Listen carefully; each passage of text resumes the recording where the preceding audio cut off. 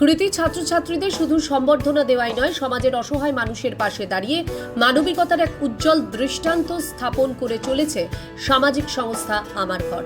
সম্প্রতি আগরতলার ক্যাম্পের বাজার লোকনাথ চৌমোহনী এলাকায় সংস্থার উদ্যোগে চলতি বছরের মাধ্যমিক উচ্চ মাধ্যমিক পরীক্ষায় কৃতিত্বের সঙ্গে উত্তীর্ণ ছাত্রছাত্রীদের এক জমকালো সম্বর্ধনা অনুষ্ঠানের আয়োজন করা হয়।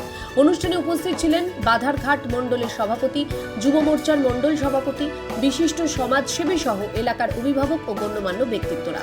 অতিথিরা কৃতি পড়ুয়াদের হাতে সম্মাননার স্মারক তুলে দিয়ে আগামী দিনে আরও মনোযোগের সঙ্গে পড়াশোনা চালিয়ে যাওয়ার এবং দেশের যোগ্য নাগরিক হয়ে ওঠার আহ্বান জানান।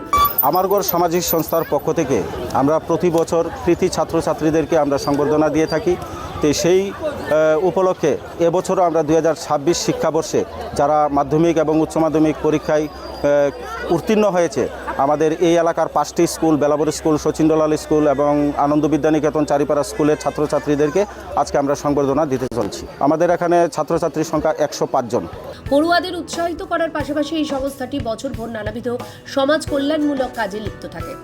সংস্থার সদস্যরা জানান, অসহায় ছাত্রছাত্রীদের শিক্ষার খরচ যোগানো, দরিদ্র পরিবারের মেয়েদের বিয়েতে আর্থিক সহযোগিতা করা এবং শহরের বিভিন্ন প্রান্তে খোলা আকাশের নিচে বসবাসকারী গৃহহীন মানুষদের কাছে নিয়মিত খাবার পৌঁছে দেওয়ার মতো মহৎ উদ্যোগ প্রতিনিয়ত পালন করে আসছে আমার ঘর। শিক্ষার প্রসার এবং মানব সেবাকে সম্বল করে আগামী দিনেও এই ধরনের সামাজিক ও মানবিক কর্মকাণ্ড অব্যাহত থাকবে বলে সংস্থার পক্ষ থেকে জানানো হয়।